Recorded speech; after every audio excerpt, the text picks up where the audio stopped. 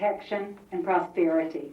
Preservation for me, for West Cobb, is no different than the rest of Cobb, the rest of Georgia. It is to protect the quality of life. I want to protect West Cobb in particular from the dangerous side effects of too much growth, too rapid development, too soon, which we know because of its clogged roads and its crowded schools and its increased crime. I want us to begin to plan today to maintain and enhance the quality of life in West Cobb and in Cobb County. Another issue that I call preservation would be green space.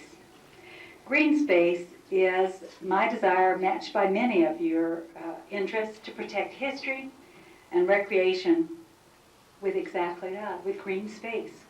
West Cobb needs areas set aside now for historical and environmental preservation. Families need green space in the form of ball fields, in the form of golf courses, trails, and wildlife parks. We have a need to set aside through the Cobb delegation and through interested, proactive planning. For protection, I believe that the biggest thing that I have learned as a principal and a school teacher is that we need to enforce responsibility. Criminals are getting younger every day, and I would like for us to make efforts to make some stands in terms of increased parent responsibility for their minor children. A typical one that a school teacher will tell you, if a child is truant, if a child is not in school, they do not learn. The easiest, most effective way to get that child in school is to use the Georgia law that is already on the books and enforce it, insisting that the parent become responsible, charge them if they are not able to meet their obligation to have the child in school. Actually, they can be fined up to $200 a day. I imagine that enforcing parental responsibility in many other areas would go a long way. Boot camps are a wonderful hit, and I want to see more young offenders getting a strong dose of discipline before they become career criminals. Prosperity for Cobb is like prosperity for the world. It is based in education.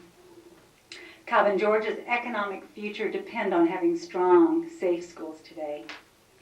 In that regard, I want to make sure that our lottery proceeds are completely protected, that nothing is done to replace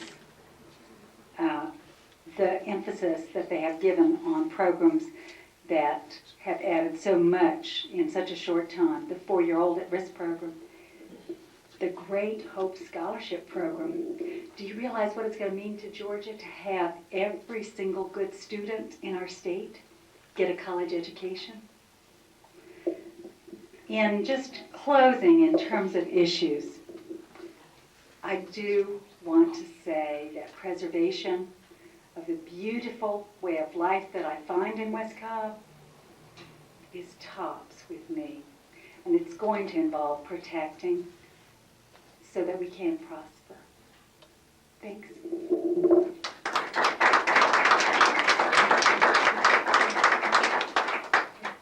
That would bring us to Frank Leader.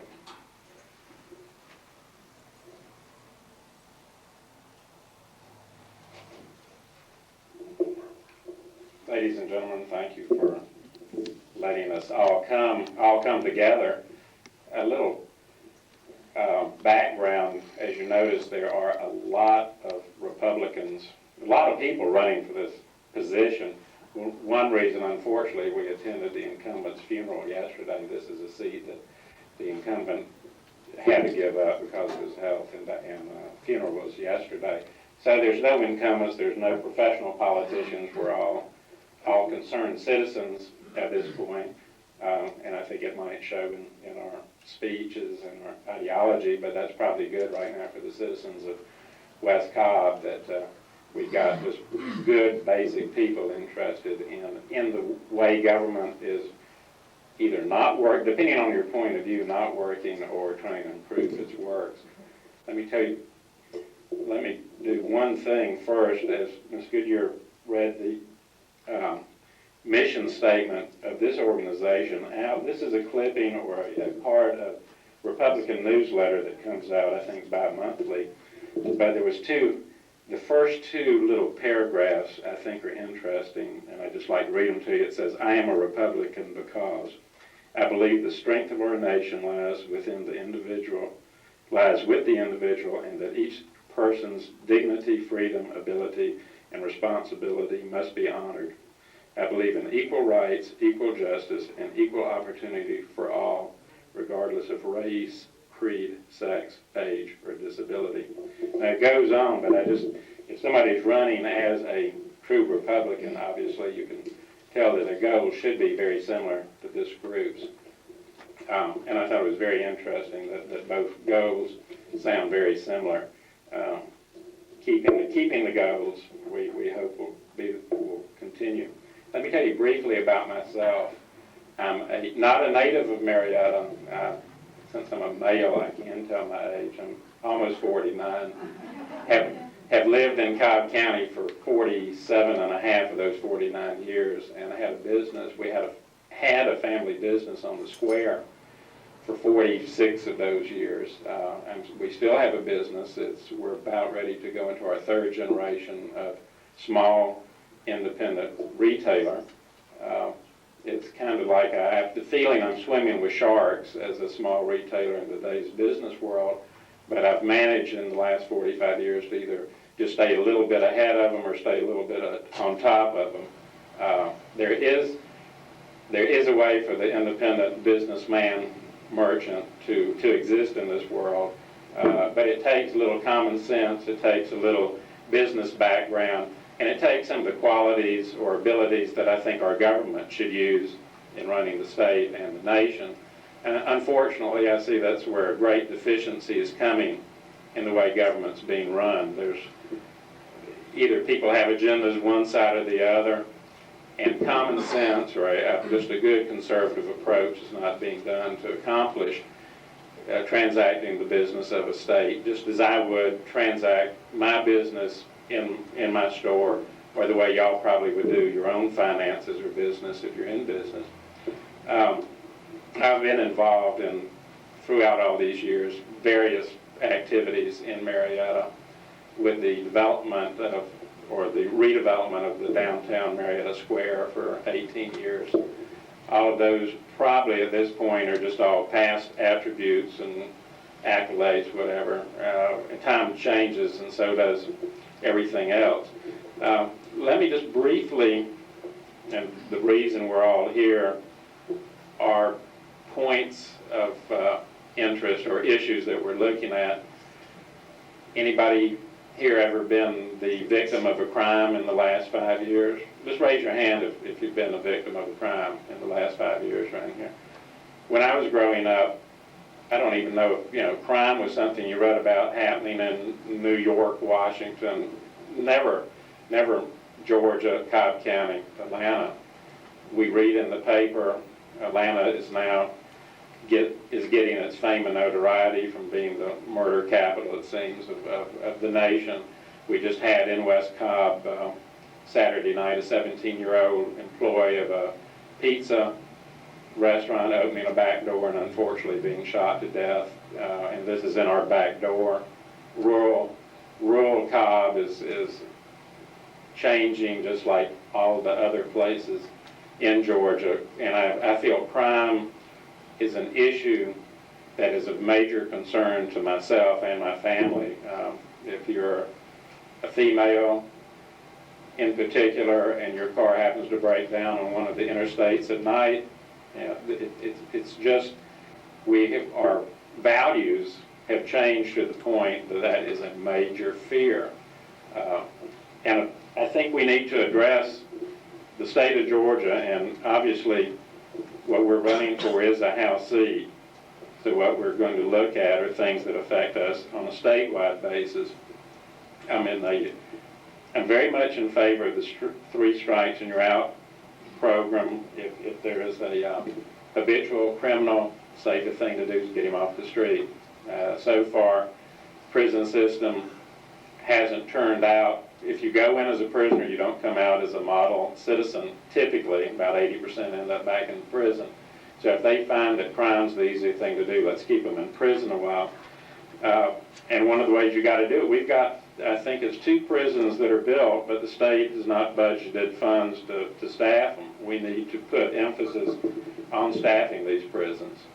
The third item is we've got to make penalties sufficient right now for the crime. If you do the crime, you got to do the time, as they say. But they're not doing it. It's almost to the point right now that crime does pay, especially Connie Mack, as he well knows, and drug dealing, stuff like that. These street vendors are making so much money, and they get a slap on the wrist or 6 months or 5 years to serve and 6 months in jail. They're back at it again. We've got to stop that. And a lot of that, I guess, boils down. We've just got a general degeneration of, if we're going to use the broad term, family values. Something's happening where crime is accepted in the United States as a way of life, and that shouldn't be. We've got to change it so crime is not an acceptable pattern of behavior. We shouldn't have to put ourselves up to that situation. Another area or issue of major concern typically is education in the state of Georgia. My wife is director of adult literacy at North Metro Tech. I've got a daughter-in-law who's a special education teacher who will be in the Georgia system shortly. They're going to move from South Carolina. So I'm well versed in public education. We were co-presidents of a TAP PTA when my children were in middle school.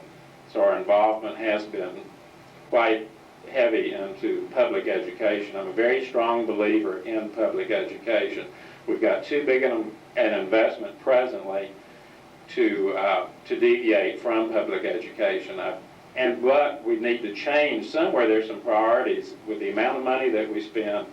And in Cobb County, we've got good schools, but for Georgia to be 46 out of 50 states, somewhere our direction has not been, I think, in the proper channel. So we need to review the situation somewhere and try to get the educational level of the state of Georgia up. As I say, I think Cobb County, we're mighty lucky. Part of it is with the tax base here in the county, but we need to place more emphasis on increasing the level of public education so that all citizens of Georgia benefit from this. As I say, my wife is in adult literacy in North Metro Tech, which is the borderline of Bartow, North Cobb, and there's still about 20 to 30% of the populace that get out of college that are illiterate in the 90s, and so somewhere, as I say, our emphasis is not where it should be. I think it might be a shade more of administration expenses that we might have to shift to the education. And in fact, if you look at what are the 2 lowest paid jobs in the state of Georgia, school teachers and policemen, the 2 items that I'm talking about, education and crime. There's room for increases of salary so that people are more qualified, have a better interest in providing services for the state, for the citizens of Georgia. The third item is just, and the reason I got into it, is just the government itself, the change in government. As I say, I've been a small businessman for 30 years.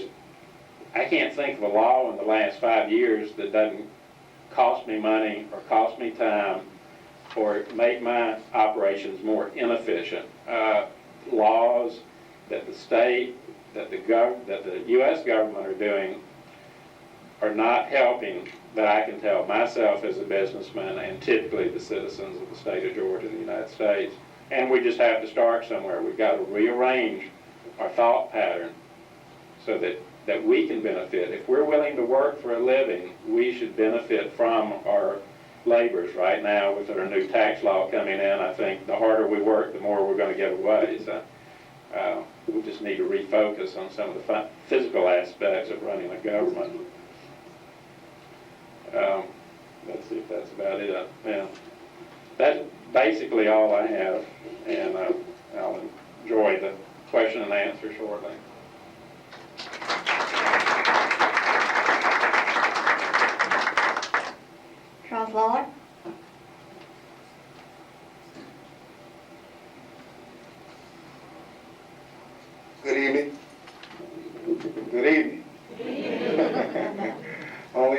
America can people such as yourselves come together like this in a beautiful art gallery like this and discuss issues that may not be favorable to everyone, and everyone might not agree with the same issues, but thank God in heaven that we can agree to disagree.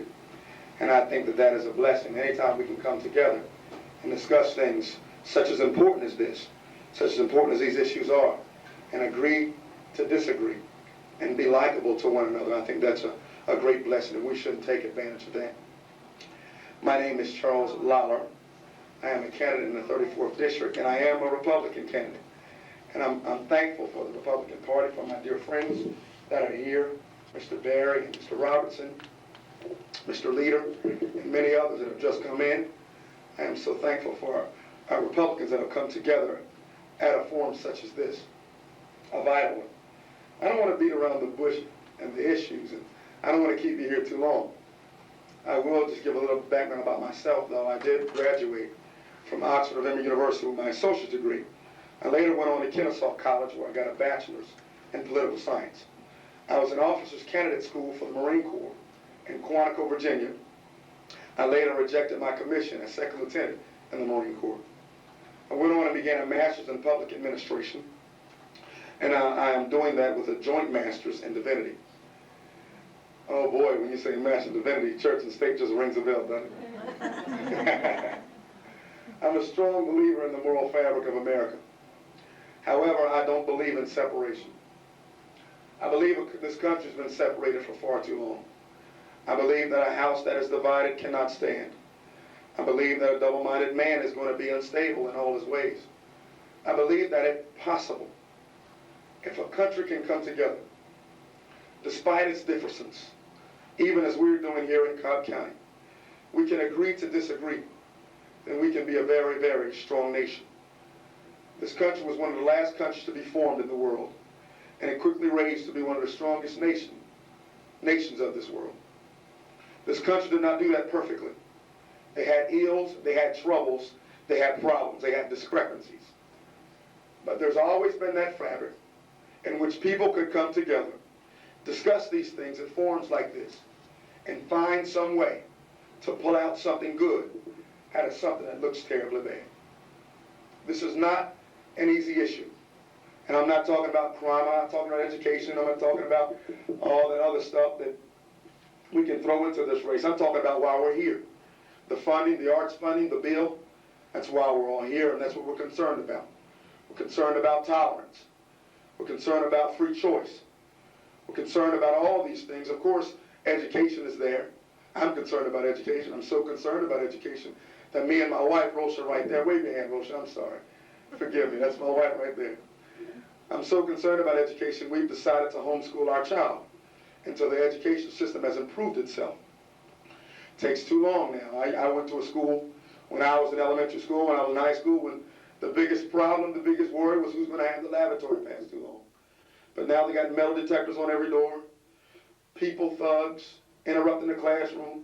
Children are scared to comment because they're scared to get shot. That's not the kind of country we like to raise our children in.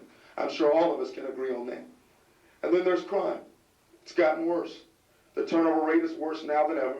There's excuse on top of excuse about, well, we don't have enough room to fit them all in. Sure we do. We have 2 unused prisons. One in South Georgia is not even being used yet. There are places for these criminals, and I believe that if a criminal wants to resort to crime, and he does not want to be a productive, or she does not want to be a productive citizen, they ought to be there. Crime and education. Taxes are important. The reassessments of taxes year after year that pull endless dollars out of our pockets. These are all main issues that we need to focus on.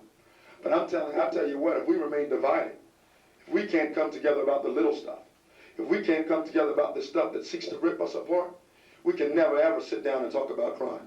We can never ever sit down and talk about education. You've had those barbecues with your family members, and there's always that uncle or aunt that just does not want to listen to everyone else, has to have his or her own way about this, that, and the other, about whether it's the ketchup or whether who barbecues longest or who gets to play in the volleyball game. Well, once you hurt that individual's feelings, even if they are your relative, they could care less about agreeing with you about anyone else. And that's all we are here in Cobb County. We're one big family. We're a family regardless of race, regardless of color, regardless of the issues. We are one big family. And just as my mother said, we've got to learn to live together without ripping each other's throats out. Now, how do we do that? Boy, that's tricky. I tell you, if we all sat down at the same table and all of us issued our own list of moralities, what is most important and what is not most important, what should be listened to and what should not be listened to. By the time we got done, we'd never get anywhere, because everyone has their own list of morals, everyone has their own moral code, everyone has their own idea of what this society must and needs to be like. Now, I'm not a propitiatory, and I'm not going to stand there before you and tell you what exactly you need to govern, what exactly you need to, morality you need to find and fix yourself into. I can tell you what me and my wife have decided to do.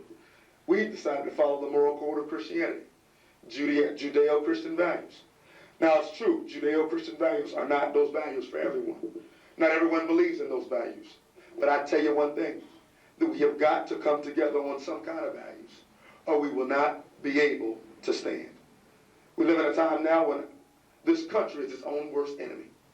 Americans fighting Americans, drug dealers selling to other people, regardless of color. It's not black anymore. It's black and white now.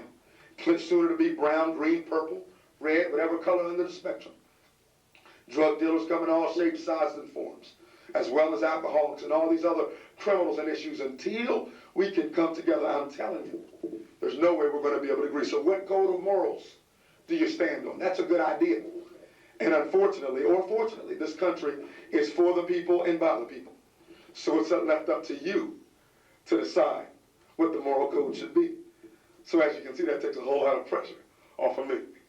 Because all I have to do is take to the legislature what you decide to do. And like I said, I believe in people knowing who they're voting for. My name is Charles Lawler. You should know what I stand for. You should know what my family stands for.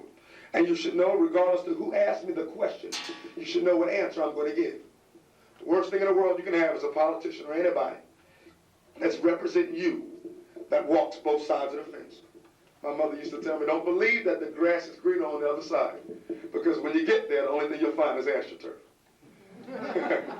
If you water your own grass, it'll be just as green. I believe in America.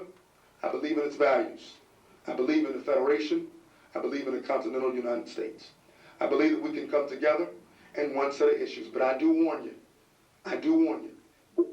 that when you decide that you want to play Rolodex with your morality and fit this one in sometimes and this one at other times and slide this one in when it's convenient and take this one out when it doesn't fit or suit you, that is a dangerous, grave problem. There's religious freedom here in America. We don't kill anybody for worshiping snakes. We don't hang anyone if they want to worship a tree. They have religious freedoms while they're here. But that does not mean you should take that morality out of the government itself. No one's telling a tree worshiper not to worship trees. No one's telling a snail worshiper not to worship snails. All they're saying now, the message might be getting out wrong. And I can apologize for those people that get on these talk shows and begin to bash people over and over and over again. I cannot agree with that. The God that I serve does not bash people. The God that I serve loves people. He just hates their sin. If I'm a liar, he loves me, but he hates me lying. If I'm a murderer, you'll love me, but you hate that I kill. If you can ever separate that which makes me bad from that which makes me good, then you can live with me. Now, I'm not here to call any sin any greater than the other. And I'm not going to do that. Like I said, I stand for whatever moral fabric that you stand for. Now, I'm not sure. That's really another page. I'll continue where I'm at. I stand for any moral fabric that you stand for because I am your representative. But I am Republican, and I do have my own list of values. We've got to stand, this governmental institution by which governs us, we have to stand under one moral umbrella or another.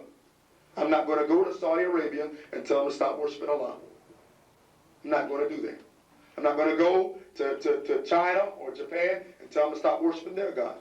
If I'm going to come to America and live in America, I'm going to let the institution do what it wants to do. But I have my freedoms.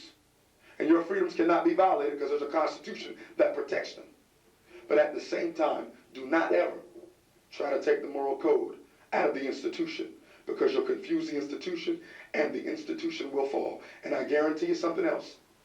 If this country ever falls under bondage to another country, a lot of people think that Japan forgot all about those atomic bombs. A lot of people think that the countries that are still sore against America, I've forgotten all about them, but I tell you what, if America ever gets under control or rule of another country that does not like us and people like us, we won't have the same freedom to discuss these things anymore, nor will they be any concern to us, because we'll be trying to get free. Keep America together. Thank you for your time. God bless you all, and I'll answer any questions when you have them for me. Thank you.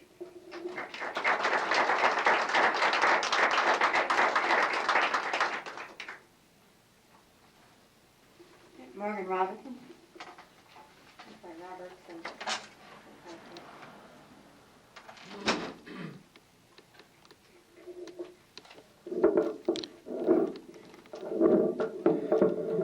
Can y'all hear me back there without the microphone? No. Sorry. I hate following Charles. We go from lively to lethargic. A little bit about me. I was born in Athens, Georgia, raised in Atlanta. Went to Sewanee at the University of the South and to Georgia Law School. And I came to Marietta as soon as I finished law school in 1974 and have been here since. I have deep roots here. My great-grandfather, Morgan McNeil, began a company here called the McNeil Marble Company a little over 100 years ago. And I'm proud to say that my family has been auspiciously conspicuous since then. I have been involved in a number of community activities. I have 24 years in scouting. I have 15 years in the Navy Reserves, 12 years in the Marietta Rotary Club, tours on the boards of Cobb Habitat for Humanity, the Cobb Community Symphony, Camp Juliet Low, and as Beverly can attest, the hardest tour of all on the vestry at St. James Episcopal Church. I'm especially proud of my family, my wife Gretchen and our 5 sons, who range in age from 10 years to 10 weeks.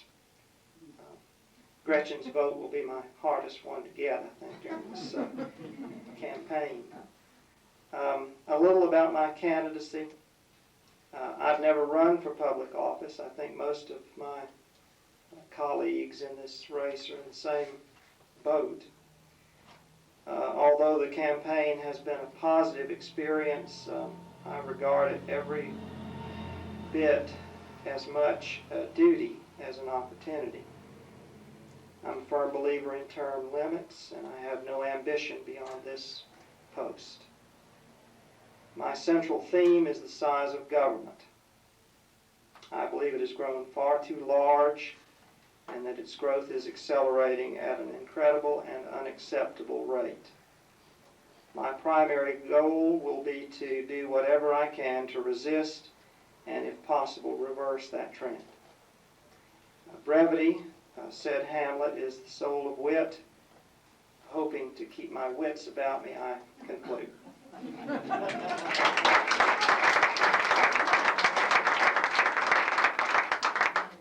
Thank you, Mr. Robertson. Is Jim Vogel here? And I guess we're ready for Bill Waldrop.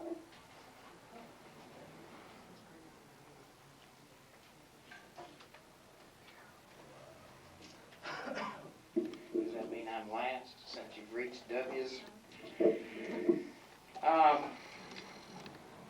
Good evening. I have been putting out a lot of signs along the roadways and been going out and with post hole diggers digging holes and putting them in. And this last Friday I got in a mess of poison ivy out here on John Ward Road. Got it up to my elbows on both arms, and so I had to go get some medical attention, get some shots, kill the poison ivy. I've been wiping my brow with my gloves and got it on my head too. But I got through putting up some signs I put in about 20, 25 of them, so I went down to see a gentleman who lives on Macklin Road, Mr. Tom Godwin, down there. So I went and knocked on Mr. Godwin's door. I've been going door to door campaigning, and I knocked on Mr. Godwin's door. He came to the door. I said, Mr. Godwin, I said, I'm Bill Walter. I'm running for the state representative post over in our district, and I came by to see him. He said, well, I saw your signs, Bill, and he said, I wondered who you were. Come on in. So I went in and sat down and talked to him. You know, you think you know a lot of people, but you just really don't realize how many people you don't know. You undertake something like this in a district as big as the 34th district. Well, I gave Mr. Godwin one of my cards, and some are on the back table back there. Let me just tell you briefly what I told him. I did grow up here in Marietta. I went to Waterman Street Elementary School when there was a Waterman Street Elementary School over here on Waterman Street. I graduated from Marietta High School. I went in the military. I served in the Air Force, and I was honorably discharged as a technical sergeant. I served in Southeast Asia, I served in Europe, and I served in several duty stations here in the States, not the least of which were the missile components out in the Dakotas, which is where I met my wife Diana. This is my wife seated over here. Hold your hand up, dear. But she considers herself a native. We've lived here so long. We just celebrated our 25th wedding anniversary about 3 weeks ago. So anyway, I'm from Marietta originally. I worked my way through Georgia State University. When I finished at Georgia State, I went down to Mercer University, and that's where I earned my law degree. I've been practicing law here in Marietta for 17 years. And I'll tell you, the kind of cases that I handle are the cases where people really have problems, big problems, catastrophic problems. And I think I've done a good job representing people here, and I've done it on a one-on-one basis. I've done it successfully, and I think that my experience in representing people individually will apply in trying to represent our entire district if I'm elected. I think I'm qualified to do it. I'm ready to do it. I want to do it. And I see it as an opportunity to do good things for this community. I was looking at the sheet that was given out, and it says that one of the goals of this organization is to identify extremism. And you know, there has been a lot of extremism. There's extremism in the candidates that we see that are elected in our county. There are extremisms in positions of candidates which are elected and have been elected in this county. And as for myself, I really don't want to see that happen in our district. And that's one of the reasons that I'm running. I would like to see some balance in our county. I don't want to see us elect somebody to go down to the legislature who just wants to obstruct things, who just wants to throw a clog in the government and say, oh, we don't need any more government, who just wants to criticize and offer nothing constructive. I think that some good things can be accomplished down in the legislature for our part of the county. I think that it's not enough just to gripe about crime. There are things that can be done. We can do things like set up some sort of victim assistance fund. Make the criminals who are convicted here in our county pay some royalty above or some assessment above their fines that goes into a victim assistance fund to help people who are victims of crime, to pay for the costs of their medical care, to pay for their lost earnings, to pay for the losses that they have in property and damage and things of this sort. It's something that can be done that is constructive. I think that once criminals are convicted, especially here in our county, they ought to be sent to jail, and they ought to serve their time in jail, and they ought not to be able to buy their way out of their circumstances, which is what we've seen happen even here in our own county. Well, you know, I feel like I can do this job, and I'm running just as hard as I can. I have, well, let's see, we've got about 4 more weeks to go. I'm knocking on doors. I'm about 1/3 of the way through, and before it's finished, I hope to knock on everybody's door. And I tell you, people really do want to talk to you. I see folks, I'm coming down the street in my truck, and they just pull out and they're waiting. They want to talk, and they want to talk about issues. And there are a lot of issues that I'd like to address, but I think I'll wait to talk about some of those during the question and answer session. Thank you.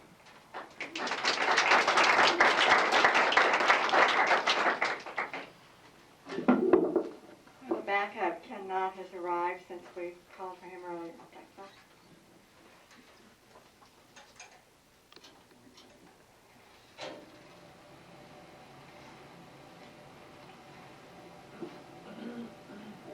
Thank you. I'm very happy to be here today. I'm glad you folks invited me here. And I want to talk to you just like I talk to the rest of my neighbors in this county. I've been here for 7 years, so I'm not a native Marietan. I'm from Tennessee, so I guess you can call me a northerner. My name is Ken Knott. I'm a medical doctor here in Marietta. People ask me, why in the world am I running? They seem to think I don't have time, but I fall back on the old adage, if you want something done, you give it to a busy person. And what I bring to this position is a work ethic. See, I've been working since I was 9 years old.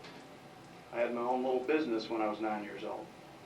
I used to sell cold drinks to construction workers and sandwiches that I made up every morning. And I worked until I got through medical school, and I continue to work. Actually, I created more of a job than I thought.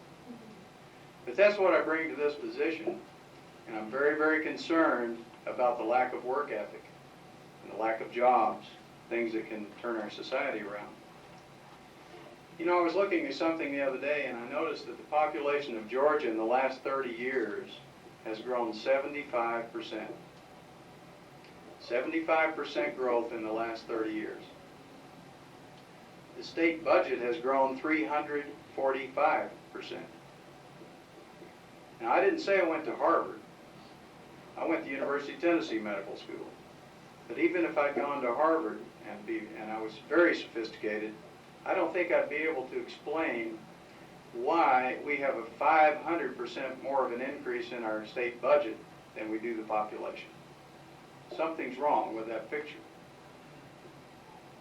In spite of that fact, we have people that are looking for more ways to raise money to pay for government programs. In spite of that fact, I am against higher taxes, period. I am steadfastly against that. As a matter of fact, I am for lowering taxes. I think that's the only way we're going to turn things around. I am for streamlining the agencies, the government agencies in this state. There is tremendous abuse, there's fraud, there's duplication of services, and there are unnecessary positions and services that are supported by our state government. We have to operate the state government like a business. Now, medicine is a business. And if I don't show a profit, I have to close my doors. I have to pay my lights, pay my water, I have to pay my employees, I have to pay for supplies. Just like any business person in this room, you have to do the same things. But our government doesn't behave in that fashion. Our government simply raises taxes when they need more money. I can't raise taxes. I could raise my fees somewhat, but they raise taxes, more and more taxes. And the next time you wonder where your money goes, as a matter of fact, when you go home tonight and think about this, sit down and see where your money goes. See how much money that you're spending in taxes. Are you getting your return on your taxes? I don't think so. A business will go bankrupt without proper business principles. but the government doesn't, yes it will. The government will go bankrupt if it continues on this course of taxing and spending money that they don't have. I stand for welfare reform. We are rewarding people for doing the wrong thing. We're creating a sub-society, and the government's doing it. The people aren't doing it to themselves, we're doing it to those people. We are rewarding people for not getting married. We are rewarding people for having illegitimate babies. We are rewarding people for not working. And then we wonder where our society's going and why it's going that way.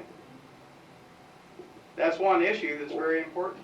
We have to reward people for doing the right thing, not the wrong thing. I said something last night in front of a similar group, and no one seemed to grasp what I was trying to say.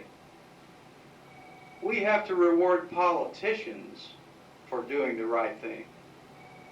That's the same premise. We have to quit rewarding politicians that spend your money unwisely. We have to reward politicians for saving you money.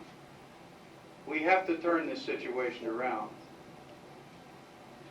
Crime's another issue. Of course it is. It's on everyone's tongue. The only answer to crime is swift and sure punishment. It works. I sincerely doubt that Michael Fay will ever spray paint another car in Singapore, because there was swift and sure punishment available for that young man.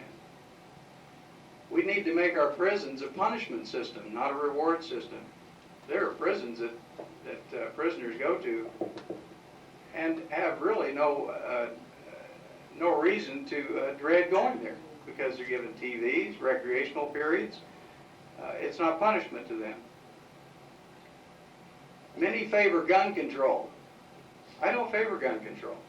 I favor controlling criminals. That's where the problem is. It's not with guns. It's like, let's stop selling cars because there's car accidents. Gun control doesn't work.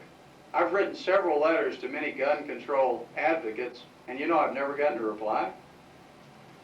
I wrote a letter to a fellow by the name of Dr. Kellerman, who's a nationally known gun control advocate, who published an article in the Medical Association of Georgia magazine. And all his statistics were misconstrued. And a fellow by the name of Faria wrote a rebuttal against this man. Dr. Faria is from Cuba. He knows what happens with gun control. Health reform. You knew I'd get around to that one. The state of Georgia has to implement something in regards to health reform. But you don't tear a building down to fix a leaky roof. Paul Coverdale said that. It makes perfect sense to me. And I'm running this campaign on common sense. Common sense and ethics. But back to the healthcare reform, we have to address the issue of portability. When you go from one job to the other, you need to keep your insurance. You need to have access to medical care, and we have to maintain a low cost in medicine. The only way to do that is introduce the free enterprise system into medicine and get government out of medicine. Medicare is a perfect example, so is Medicaid, and government control programs such as federal workers' compensation. On the inside, I have had to deal with these people. I don't deal with them anymore because I can't accept them. I don't have the staff to deal with the mounds of paperwork that's necessary to deal with bureaucrats. Red tape and regulations are choking the business community, and that has to be reversed. But we can do some things about health care before we have it shoved down our throats, and that's exactly what's going to happen if we don't implement something in this state. I don't intend to let that happen, because I see what happens when a bureaucrat controls whether or not the patient can see you, whether they have access to certain tests, treatment procedures. It doesn't work. It drives a wedge between the patient and the doctor. How would you like a system that has been suggested that punishes you if you choose to see the doctor of your choice if they're not on a particular plan? Those particular statements are in the health care plan, and it's called bribery. Bribery simply means that I don't like what I'm getting out here in this group, so I'm going to go see Dr. X, because I know he knows what he's doing, and I know that's the guy I want to see, or the gal. If you make a contract, and that contract is to provide services, and you get paid, you can be prosecuted for bribery, $50,000 fine, up to 15 years in jail. And that's not just the doctor, that's the patient. Now, if it's such a wonderful program, why do we have such stiff penalties? The reason why is because they know it won't work, and they know when it comes time to choose your doctor that a lot of people are going to want to do that, and that's why the penalties are there. This is not an issue of medical care, it's an issue of control, pure and simple. And we can't let that happen. We have to keep medical care in private hands and out of the government realm. I could go on and on and on that, but I'm not going to bore you anymore with that. I stand for integrity. I stand for common sense. And I'm here and I'm available to talk to you. And if I'm elected your representative, I intend to do the things that I'm saying today and more that I will talk about at my kickoff Friday night at the Ward Center on Dallas Highway. And I appreciate you having me here, and it's a real pleasure to have as opponents such fine people. It really is, and I'm saying that very sincerely. We have some of the finest people in this community that are running for this race, and I don't know which one I'm going to vote for. Thank you very much.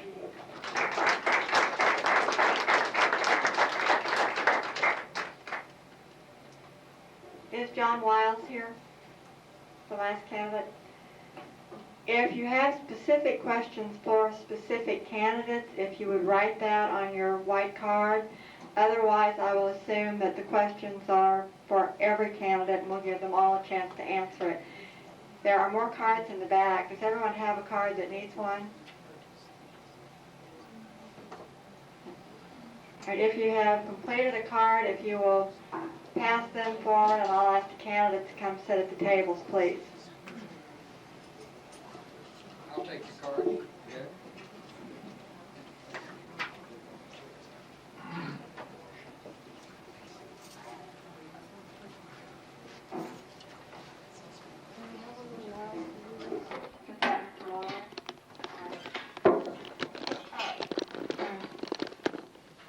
Which one of you said that? Ms. Long.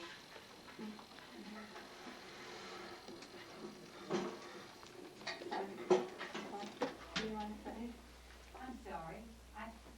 All right, the question was, and I'm not sure which candidate it was, what did you mean by "I'm so proud that Cobb County has been elected to represent the world"? I'm not sure which one of you said that. Might not be the exact statement, but I wanted further explanation. That's my question. Okay, She said it. she said, I would like to have that restated, please. What did you mean by that? I didn't recognize that. I do know what I was referring to. It has turned out that for any number of reasons, Atlanta and Georgia have become very well known as very strong world actor. I think it started out maybe 100 years ago. Atlanta did manage to become the center of commerce for the Southeast. Over a period of time, it acquired an enormous amount of influence in areas of commerce and banking and transportation. Politically, it managed out of all of the Southeast to have a progressive leadership. And that would take us up to maybe 50 years ago. In the past half of the 20th century, the Southeast has become a place that has won lots and lots of notice from the rest of the world. Some of it wonderful, positive, some of it not so positive. The thing that I think is very important for us is to understand that as a metropolitan area, we have become a strong contender in the United States in terms of power and influence. That is not something that maybe you and I chose as residents growing up in the Southeast or residents today in Cobb County, but it is true. That there has to be some type of moral sphere there. If leadership is attainable, if leadership can be worthwhile, if it can serve to be right and just. I believe in wisdom. I don't have a problem with running on an idea or running on common sense. But as for me and my candidacy, when I am elected, I will run on wisdom. Common sense says if my brother slaps me, I should slap him back. Wisdom says that if my brother slaps me, I should take a step back and talk with him. And then if he still doesn't want to listen to reason, take him to court. I believe in the system. I believe the system can work. I'm not going to sit before anyone and tell you that we can live in a society without the church. The church is necessary, although the government does not need to play the church. That's why the church is titled the church, and the government is entitled the government. Thank you. The next question is for Dr. Knott. So you said that there is too much fat in state government, too much waste, fraud, and abuse, too much duplication of services. The bottom line is that state government needs to be streamlined. Can you cite some specific instances where the above-mentioned situation exists?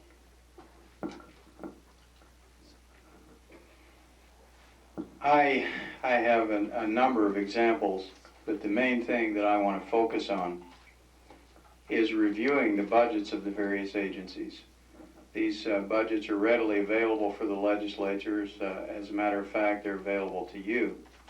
But these need to be reviewed quite intensely and find these areas of abuse. Specifically, we have MARTA bus drivers who make more than teachers. $50,000 a year versus $30,000 a year. To me, somehow that just doesn't make sense. I think our teachers are underpaid, our administrators are overpaid. I think there are many positions in government, and I cannot give you specific examples at this time because I have not had access to these budget requests and the number of positions available. But there are many positions within government, in any government agency, that are not performing their intended task. There are many areas of pork. These are special interests, by the way, which I do not accept PAC money for that very purpose, because that's rewarding me for the wrong thing. I want to be rewarded for the good and not the bad. Specific examples, I'm sorry, I can't give you many specific examples at this time. I know where they are, but I have to ferret them out and look very closely at all of these agencies. Sorry. Thank you. All right, now we have a whole list of questions that are for all of you. And I'm going to ask you to be as brief as possible in your answer because a lot of them are either yes, I support it, or no, I don't, in order to get all the answers to all of these questions. And the first of these is, what is your position on school vouchers?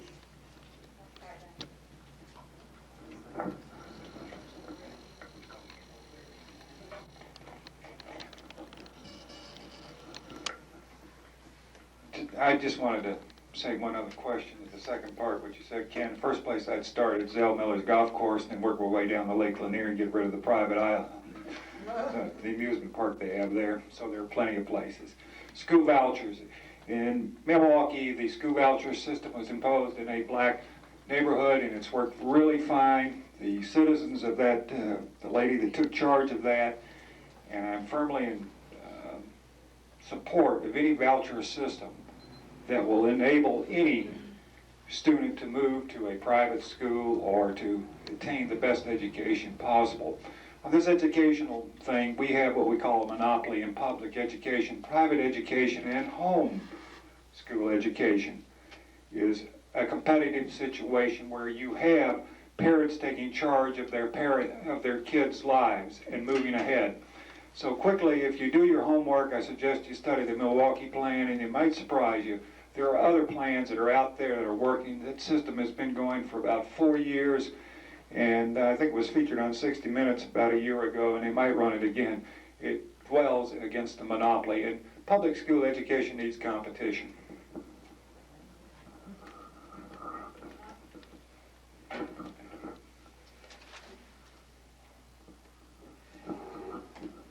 Well, I mirror what Mr. Berry has to say on that issue. I'm for educating our children by whatever means possible. If the public school system is not meeting that task, then we have to allow private education or homeschooling. That's simply where I stand on the issue, and I'm for the voucher system. I'll just keep my seat, be as brief as possible. I'm not going to increase taxes so that children can have extra money or parents can have extra money to send their kids to private school. I think that that's a conflict of interest. I think if you agree not to raise taxes, it should go across the board. Now, there are certain things that people need to, or people feel that they need to raise taxes for. I'm not sure if there are one, and if I meet one down there, I'm going to call the forum and ask the citizens. I think that that our education system has got to go right back to how it was formed. In the early days, the founders, especially with the founders, people got together in villages and towns, and they got all the kids over to one particular mother or father's house that was teaching the kids. And that's how our educational system was formed. Now, today it's gotten out of hand.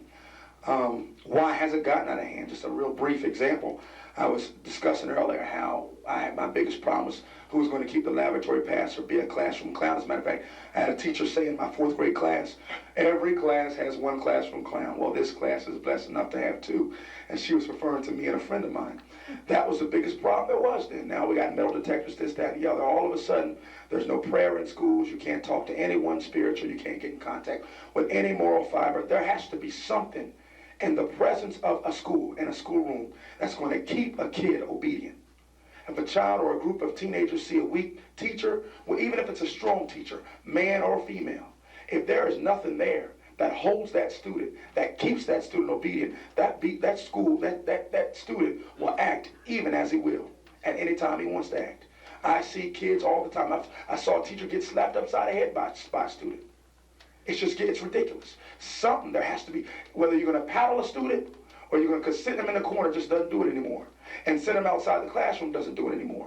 We've got to get back to, of course, and you'll hear me say this over and over again, some type of moral structure. I'm not going to support vouchers, not unless the constituents want vouchers. I'm not going to raise taxes so there can be vouchers. I believe we've got to go back to the grassroots. Thank you. Let's go to Mr. Robertson. Take that at the table. Yes. Thank you. Mrs. Lester? He's given his answer. He said yes, so we'll move on. I'm opposed to school vouchers. The United States has had a long history of both public and private parochial schools in operation.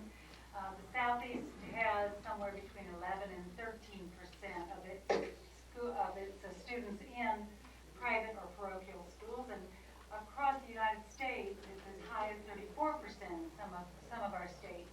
There has been a wonderful chance for people to choose between public and private schools, but I do believe that public tax dollars ought to be limited to public schools.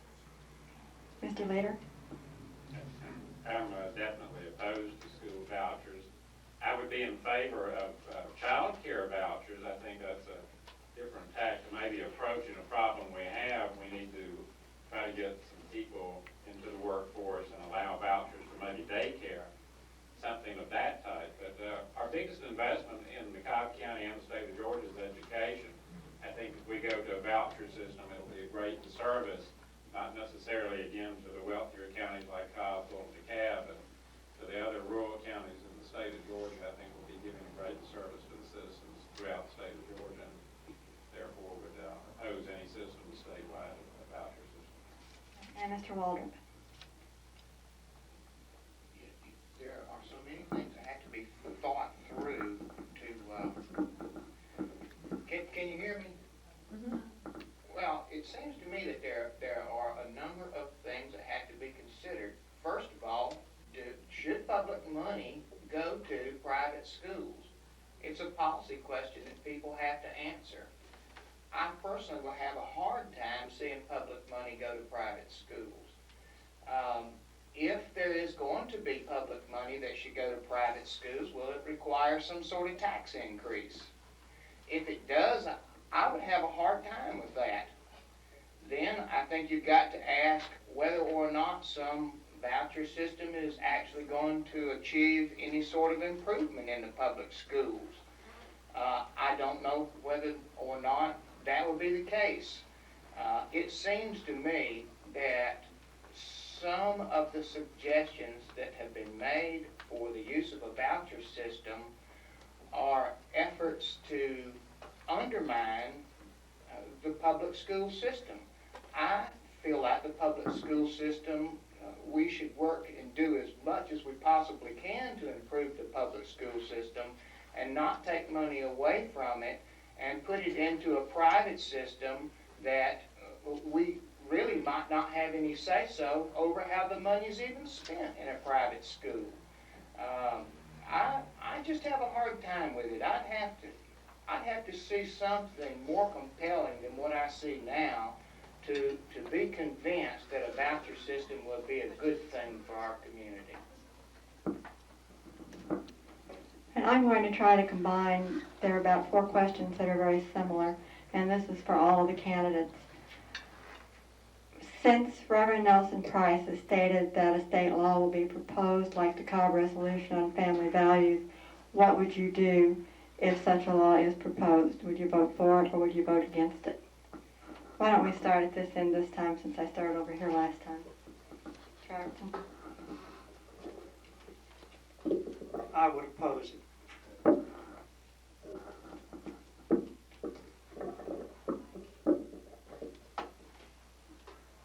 Ms. Lester? I think that this has been a very difficult situation locally. I can't imagine taking the amount of difficulty and making it a statewide problem.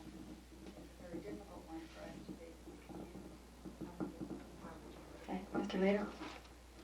Government should legislate morality, number one, either state, local, or national. So if there's that would oppose it. Well, the tenor of the question has to do with whether or not we would transpose our local problem that we have over this local resolution to the state level. I really wouldn't want any other part of our government to have a similar problem. I just don't think that's a good idea. Thank you. We'll move on. Mr. Lawler? I would support it.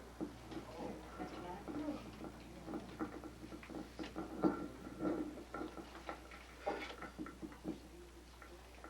I have my own private and personal views regarding these issues, but I can't force my beliefs on others, and I would be opposed to any legislation in this area. The government has no business sticking their nose in people's private business. I don't condone that lifestyle, and I certainly don't condone that lifestyle being taught as an alternative, acceptable method to my children, and would vote strictly against something of that nature. But as far as controlling people's private lives and passing resolutions that attempt to do so, I'm against that. I think the government is already involved in our activities far too much, and we need to keep them out of our lives.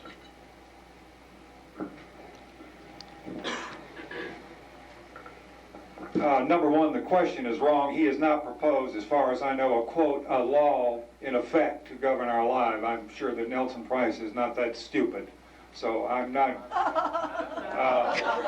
if you give me the quote that he wants to propose a law, it's just like this family values resolution, and I'm just going to jump right into it. I've sat back, and when you, where, will you tell me where? Give me the quote and the place. Do it. The resolution is not law. The resolution is not law. It is not a law. I don't see anybody's rights being violated, and this gets down to something else.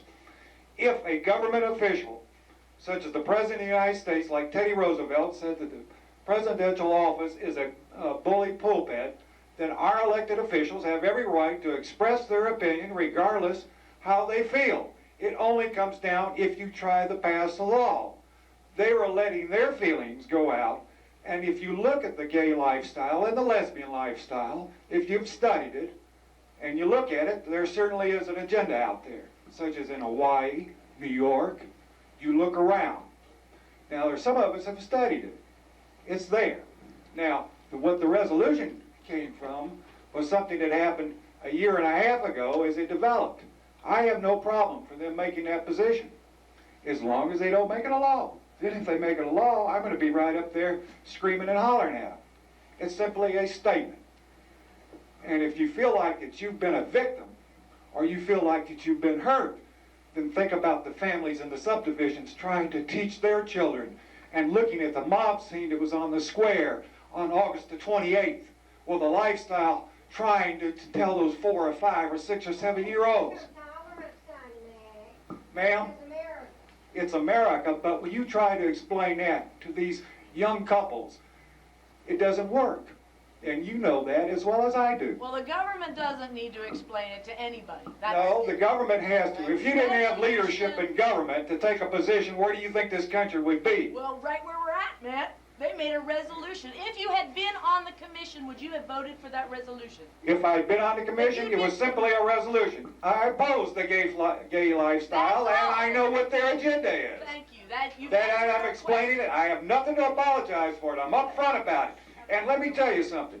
If you get out and take a poll, and you get out into these subdivisions in Cobb County, and you start looking around and you do a legitimate poll, it's going to shock you, because you've had the opposite reaction. It's no different from anything that happened in the 60s when you had the lifestyle that went the opposite direction. It turned off the middle class. And that's what's happened. It's turned it off. I'm sorry. With your liberal ideals, they're great, but unfortunately it doesn't work that way. You have to understand that. I suggest this. Let it die. Let it die. Thank you. Good night. Thank you and good night. You have to go back and research when it started over taxes. And it goes back further than that. Oh, you had the demonstrations came from Midtown. You couldn't find less than 1.5%. I sat there that Sunday and Saturday and watched that, and I didn't say a word. Nobody else did. And it was a completely different lifestyle and different individuals. They can do what they want to. That's fine. That's what the Constitution guarantees. And you expect the families to sit back and be quiet. Let me tell you who they are. They're the silent majority, and they are going to vote that way. Every time you flash it up on the TV screen and you look at those lifestyles, and you had 120,000 people, that's fine. You're not affecting the right people. If you're going to win them over, you've got to win them in a moral position. What you have is the extreme element showing itself. And I don't have the time to go into it. Anybody else that has time to research it will find it's there. My God, you got the AIDS to fight, the most deadly disease on this face of the earth in the last 200 to 300 years, except the plague. And you tell me that's not a lifestyle. Time. I'm out of here. Boo. Goodbye. Yay. Thank you.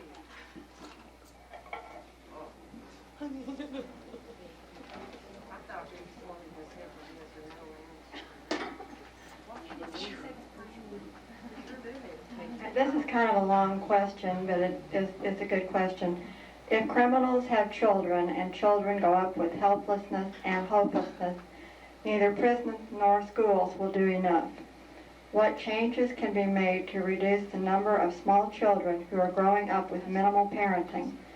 Many children are already beginning to develop criminal-type anger and hopelessness before they begin school. How can we change this? I believe prisons are only a small part of the solution. What else would you do? In other words, how can we help the children before they become criminals? Why don't we start over here this time?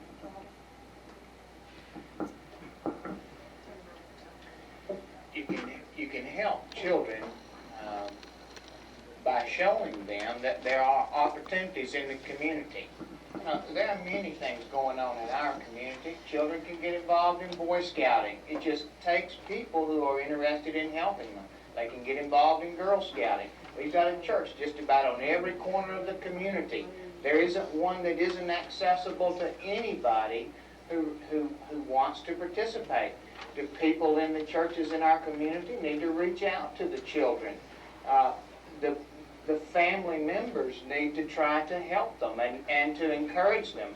We need to improve the quality of our public schools so that the children get the necessary education to enable them to compete in society and be successful people. There are a myriad of things that can be done to help children who come from disadvantaged homes and disadvantaged backgrounds. And I have some experience with that myself. And I know it can be done. And if I'm elected, I'm going to do all I can to see that it is done. I want to see us look for things that are constructive. I don't want to see our community go down the pathway of divisiveness, arguing about things that don't help children, arguing about things that don't improve our schools, arguing about things that don't have anything to do with dealing with road congestion, that don't have anything to do with dealing with crime and the myriad of opportunities that we have to work with that. I just don't see the point in taking extreme issues on extreme positions for no good purpose. It doesn't do anything but divide the community. I don't want to see our community divided by another elected representative who doesn't want to do anything but just argue and fuss and fight with people. I think that there are opportunities to help with our young people, and if I'm elected, I'm going to do everything I can to encourage and see that that is done and continues to be done. Thank you. Okay, Mr. Leader? The question is not a simple question, and the solution is even more so difficult to even try to attempt to do in a setting like this. But I think basically it's going to go back, if you will, to, let's say, family values. I think we've had a decrease in the amount of family values in the past in the basic home setting, and we've heard it over and over. But if you ask a typical teenager who the last 4 presidents or who the last 2 presidents, probably the United States is, he can't tell you. But ask him who the drummer is of a rock band, and they know the entire band, every word to the lyrics, so on and so forth. The country is just allowing itself, I think, to shift in a direction that obviously upbringing of our children is becoming more lax. I wish I had some good answers to this. Offhand, I don't. Unless we just start from the family, try to go back to a family value base and work with kids, educate them. Another example, unfortunately, is who are the role models of the youth right now? And it's either drug dealers in some communities, it's basketball stars or football stars that are making a lot of mega millions in other areas. The role models for children have been distorted, partially because it's our fault, and I guarantee you a politician lately hasn't set good role models for the American public either.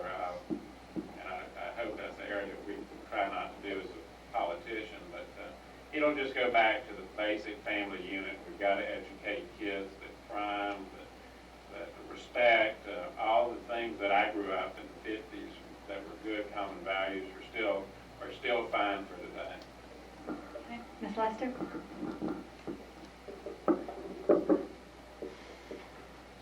I believe that my entire career as a public school educator, school teacher, and my many experiences as a volunteer in the area of child advocacy gives me a good number of specific responses to this question. In many respects, they mirror our first speaker in the sense that mentorship is going to be required by more than the family. Many of our families have difficulties in meeting just economic needs without being able to provide other kinds of support. Some of the things that are just clear and obvious and very successful where they're tried to allow children who are at risk, particularly disadvantaged children, to begin schooling at an earlier age. Many times, even in Cobb County, which has a wonderful school situation, we have children who come to school at 5 years old having not had any experiences outside the care setting where they preschool for at-risk children is something that is being done in Georgia now, and certainly needs to be continued. The mentorship that I spoke of in terms of the huge Lockheed Corporation having adopted my school to provide summer school for its most disadvantaged students is a perfect example of the kind of partnerships that can revolutionize a child's opportunities, which is, of course, what Bill was speaking to. I'm also really concerned that we give support to the children that are teenage mothers. The support that seems to be most effective, it has been tried throughout the country with great success. There's something in Georgia right now where we have a teen mother, single or not, a teen mother who receives child care, and that's something you spoke about, and is allowed to get enough child care support to finish school and placement on a job. There is only 4% repeat pregnancies for that entire group. Right now in Georgia, we have only 777 teenage mothers receiving that kind of support. There are enormous possibilities if the community, the church, and the family can give the support that is needed. Certainly early education is the biggest single key. Mr. Robertson? I think the answer is to reduce the role of the state as evidenced in our ever-expanding system of welfare, which I think is having the effect of undermining the family, and which leads to the kinds of problems that the question raises. Mr. Berry? Well, it gets back to education values, it gets back to family and the orientation of the education system itself. And so far I've noticed that most of our Republican friends here are disagreeing. I don't want to even say anything to the Democrats yet until November with us. But I'm sorry, but the educational system, as far as the structure, it's the parents' guide to instruct the children and guide them the best way that they can. And unfortunately, there's so many things coming at the kids nowadays, from the TV to the drugs to everything. A parent has to be really on their toes day in and day out. It's a 24-hour-a-day job. And if you're with young ones, you certainly would know that.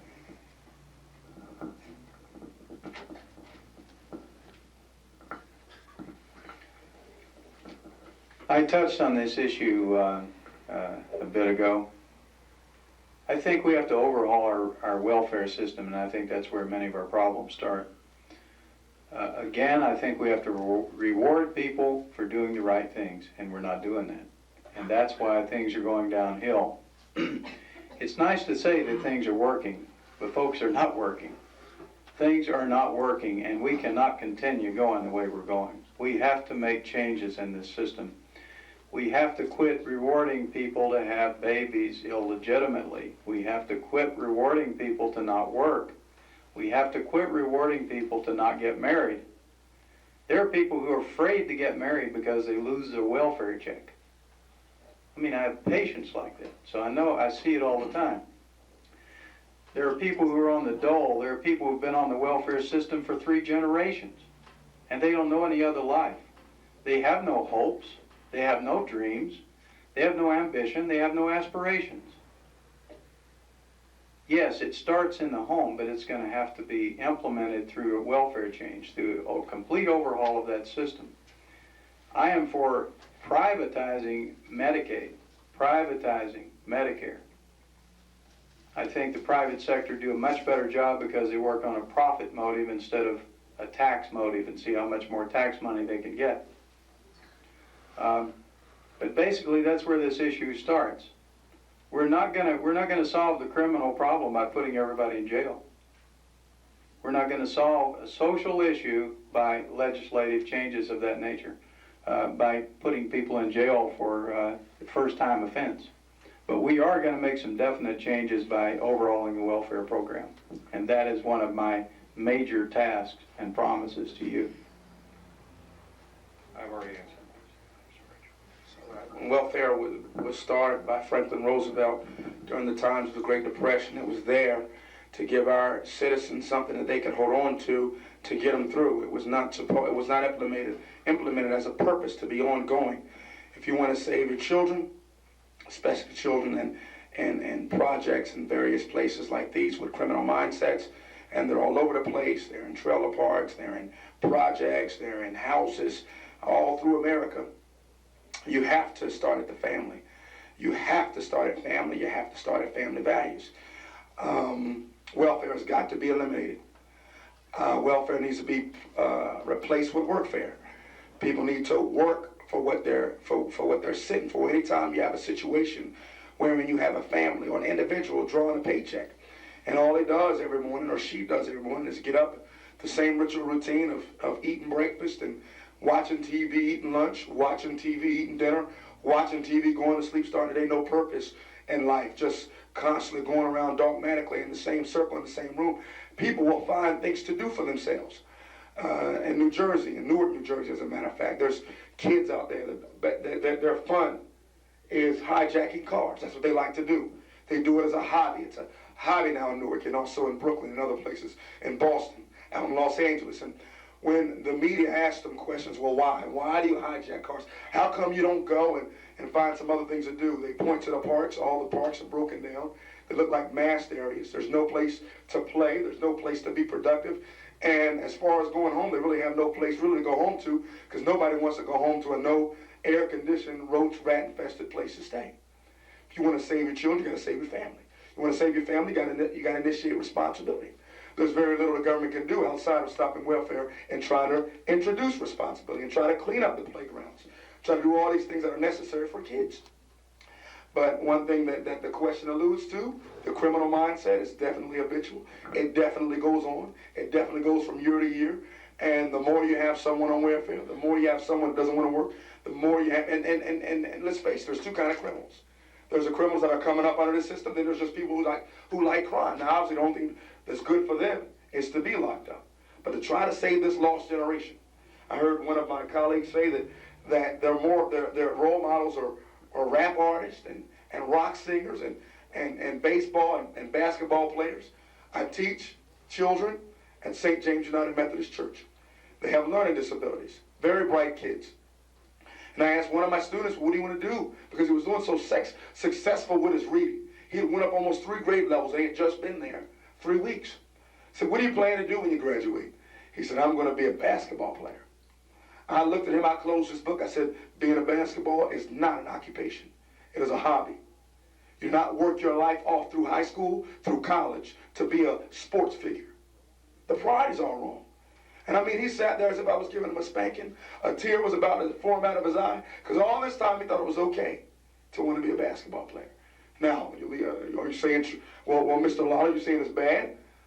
Anytime you put $1 billion inside of an industry that entertains you, I'm going to tell you it's bad. If you want to change the society, you've got to start with the family. You've got to start with morality. Thank you. We are running short on time, and there were several other questions. I think what I would like to do is give you one last question, because I think it would give us a good feeling where you're coming from. We haven't already found it. And it was, how would you define family values? And I'm going to ask you to be concise on this and brief, because it's already 9:15. I want to give each of you a couple of minutes to conclude. I guess we start over here this time. Mr. Robertson? Yes, what would your definition be of family values? Just a brief definition. Family values are, that is an extremely difficult question. I think we know them when we see them, but expressing them and defining them are difficult. The family unit, of course, traditionally are the parents and children. The children are those people nurtured by our family and who provide our future. I think that anything that sustains the family unit is a family value, and anything which has the tendency to undermine or break apart the family unit runs contrary to those values. Thank you. This was a real good idea. I wish we'd thought of this to start with. I can hold it. I think that probably I would say that family values are that set of beliefs that pervade all the conduct choices in the family setting. Lots of them can be summed up by names like loyalty, love, devotion. Lots of times the conduct choices that are made within the family setting don't exactly match up with some of the names that we give to our more well-known and well-understood moral choices. I always like to think that family values tend to be that whole set of choices that can be seen in the family. Lots of them are the fabric of society as well. Things like love, loyalty, trust, understanding that pervade a family setting are best seen in the excellent institutions. A good school, a good government also shows those same kinds of values.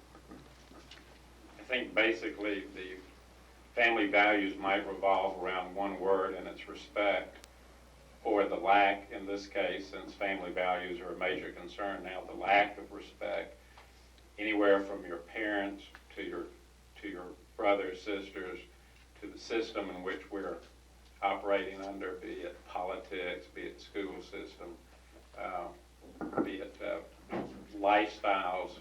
We're not respecting the rights of people to coexist and exist, and we're not respecting possibly even the loyalty to a religion or any religion. That is, that I think we've lost our respect with that, and also the respect of politicians and people that lead us. All of these things together constitute family values, and that's what I think we need to work on. I don't think we're ready. Thank you. Family values is something that's very important to me. But I have to say that, you see campaign signs and they have a slogan, family values, on them. And we all know in this room that the code words, family values, have become a political slogan that was used during the last presidential election. And we all know that the code words, family values, have been used by the right wing of one of the political parties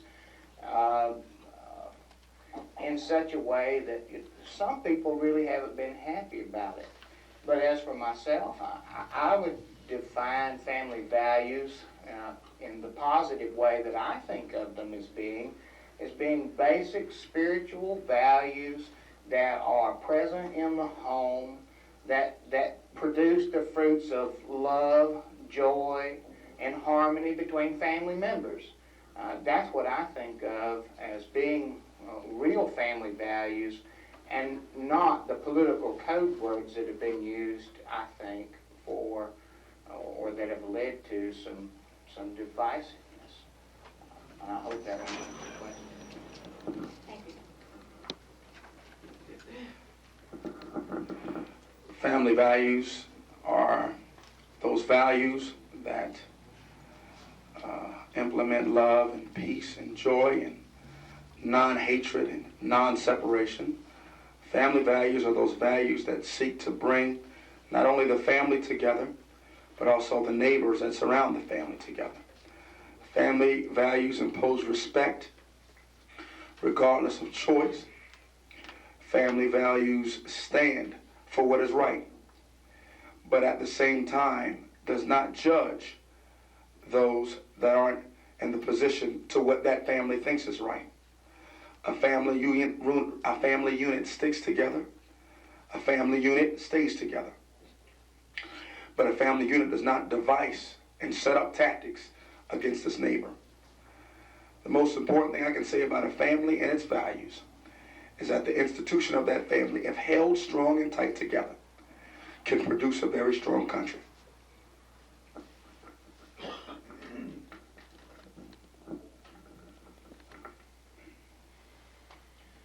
The family starts with a man and his wife. Families are not produced otherwise. That's the first focus of any family value situation. Then along come children, and we teach our children virtues of social responsibility and personal responsibility. We teach our children to do unto others as you would have them do unto you. And that's the way we have to teach our children. We have to teach them the work ethic. We have to teach them that their world is out there, and teach them to respect their goals and their dreams and how to achieve those goals and dreams, and how to deal with other people and accept other people as individuals, and don't judge other people simply because they might be a little different.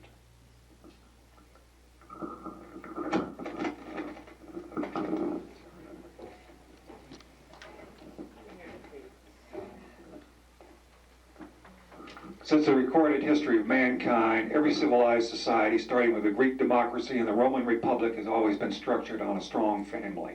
That family structure was based on a belief in God or a belief in the strong moral characters that carried those fine civilizations to where you had the respect of the law and the honor of the parents and the growth of that republic. Only then, when they departed from the family value of that structure of the moral code, did those societies destroy themselves. And if you understand that, and if you're a student of history and you go back, and that's one of the problems we have, a lot of us haven't done our homework. This country was structured on family values, strong traditional family values. It was written in the Constitution to protect. The family unit is the most important system in the world today. And if you look at the former Soviet unit, totally socialist, totally communist, no family structure. Now we have mankind breathing and trying to break away from the government who tries to limit their opportunities. And it's always directed at the family itself. You destroy the family, then you have Big Brother. And is that right, brother? Oh, I'm sorry. And that's basically it. I'll say one other thing. There is no code word, there is no message hidden. People understand that. And I don't want to engage with the Democrats yet, but obviously there's something cynical about it. That time will come. And if you want to continue with the liberal line of thought, this country is changing. It's coming back. Believe me. Thank you. We would now like to give each of you 2 minutes to make any closing statement. And I'm going to ask Boyd to time you on this because we are running late. So it really is 2 minutes. So we'll start. Well, where did I start? Here last time. We'll start with Mr. Lawler. Boyd will wave at you when your 2 minutes are up. Okay, great. Thank you, Boyd. Thank you for having me here. And my closing comments are brief. I'll knock the microphone down. Be wary of anyone that tries to convince you that everything's all right. We live in one big peachy state, and regardless of what happens tomorrow, as long as they tickle your funny bone and they make you feel good and they say things you agree with, everything's going to be fine. That's not the case. That's not the situation. America's being torn apart. You got neo-Nazism on one side. You got other values and other ideas on the other. I stand to tell the truth before you. I'm not going to look either way because I want you to know who I am. That way, when you do vote the 19th, if you vote for me, you definitely support me. If you don't, then you definitely don't support me. But either way, I'm glad you had this time to listen to us. I'm glad you had this time to listen to me. I respect your comments, and I thank you for respecting mine. Family values are important. America's important. This unit is important. And we must stand together. We must stop fighting against each other, and we must find the strength and the integrity that lies in all of us. I thank you for your time. God bless you. God bless this state, and God bless this country.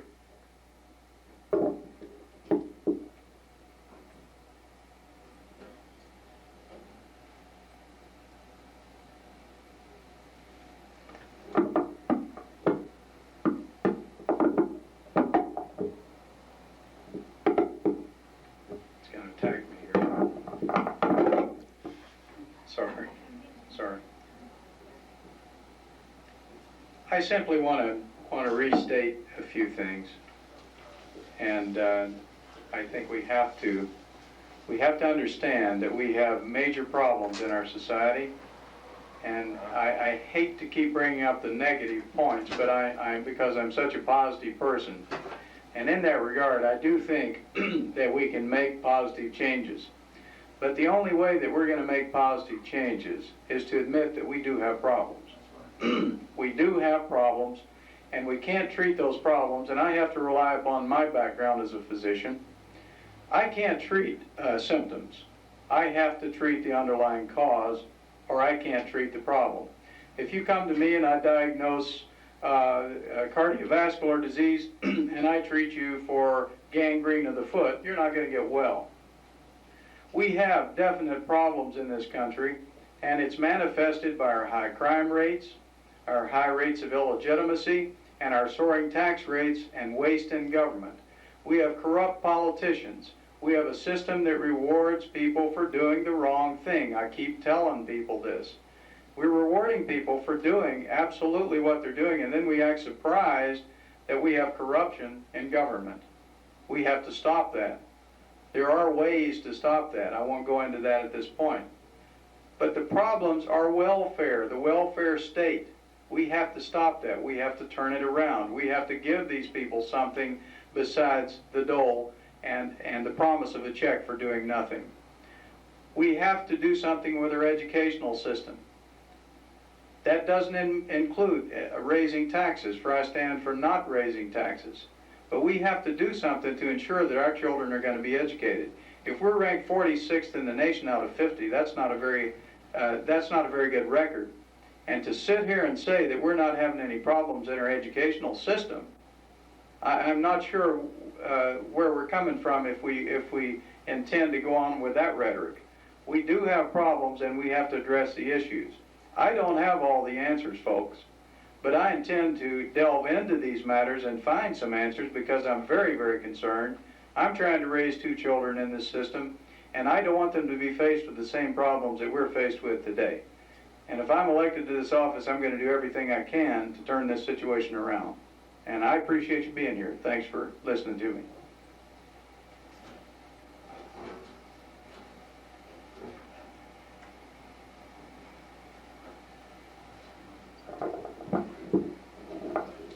Some of you might know about a problem I've had back in December and January. I had stomach cancer and took almost 90% of my body. What I'm here to say to you is you try to do the impossible. You try to throw the negatives out of your life, and you go with the positives.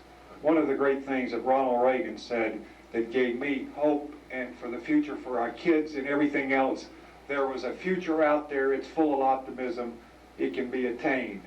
And if you don't realize that, regardless how you feel politically, either way, there is hope out there and you can win. You can do the impossible things if you put your motivation and put your mind to it. The negatives of the world will drag you down. If you think positive and stay with it, you're going to win time after time. And all I'm saying is, whether it's in my generation or whether it's 15 or 20 years from now or 30 years, whether my daughter, when she's 18, or whether my son, they will see that hope. They will have that chance. You never quit, you never give up, and you never compromise your principles. Thank you for letting me be here tonight, and God bless all of you.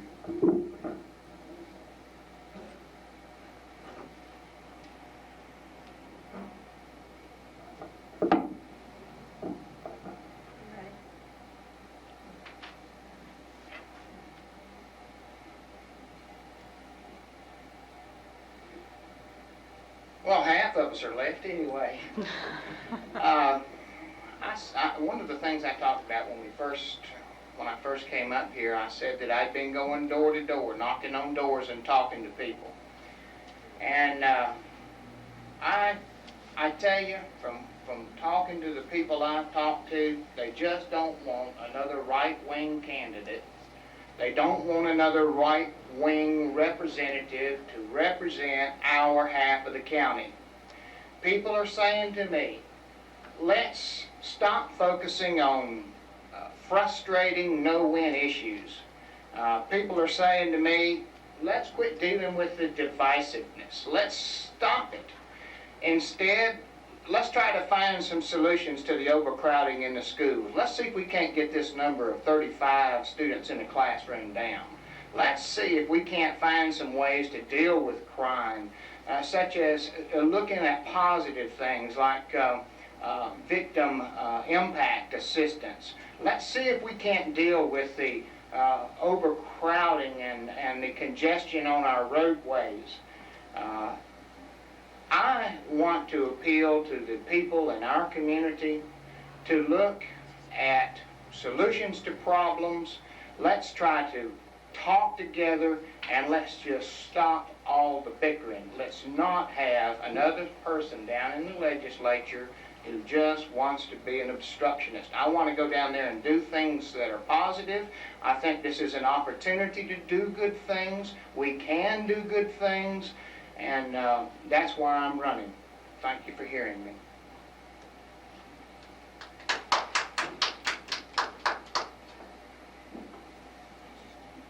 As you can tell by the questions and the answers, there's no clear-cut solution. There's no clear-cut consensus. The problems that we're facing today are very complex, and whether anybody up here can solve the problems of the state of Georgia or the county of Cobb easily is they're being a true politician and they're lying to you. It just isn't that simple to do.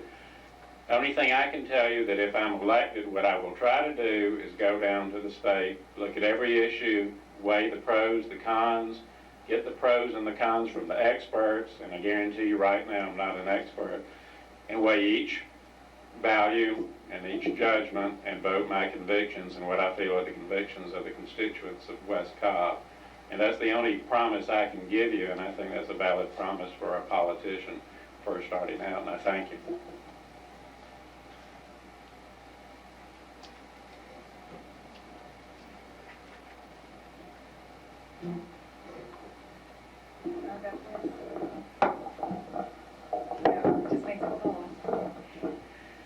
First of all, I just want to thank the Network for Social Responsibility for allowing us a chance to present views. I think that's one of the most important and most American of traditions, and I appreciate the opportunity to get to hear from the other candidates myself. It's been a wonderful learning experience.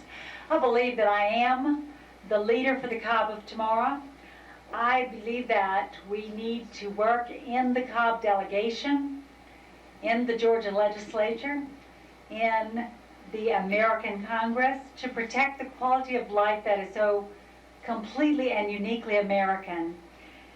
A lot of that has to do with our wonderful history of taking in people from all shores, all places, and letting them find a way to build their future in our country. I do believe that we have to protect the quality of life that is completely American by preserving our history and our environment. And on a local level, and as a Georgia legislature, I want to work for laws that will enhance that.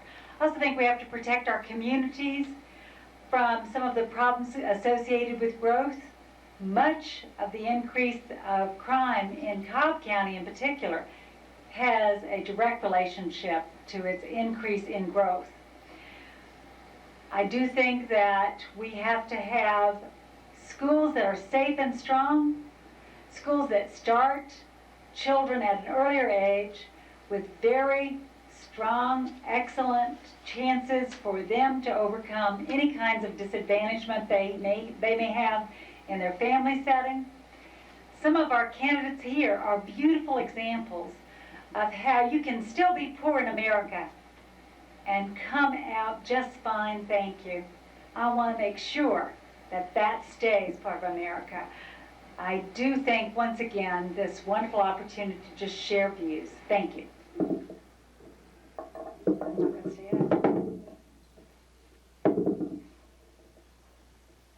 I pledge, whether or not elected, to help Shay Avery fold up and put away these chairs.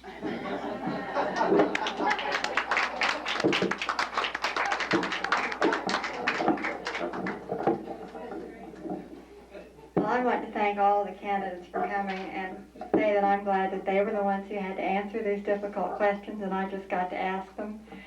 I would like to remind our members that we're doing this again July 13th at the Emerson Fellowship, which is in Cobb County on Holly Springs Road, and I'll give you more detailed directions in the next newsletter. We hope you will plan to be there. This will be the representatives from East Cobb this time. There will be a joint forum with the American Association of University Women for the school board candidates, at least all the ones that we've been able to reach, on June 30th at the East Cobb Government Services Center, which is on Lower Roswell Road. So those are all things that are coming up. I would like to meet very briefly after everybody is dismissed with the people who said they were willing to be on the Educational Outreach Committee. And unless anyone has an announcement, we are adjourned. Thank you again for coming.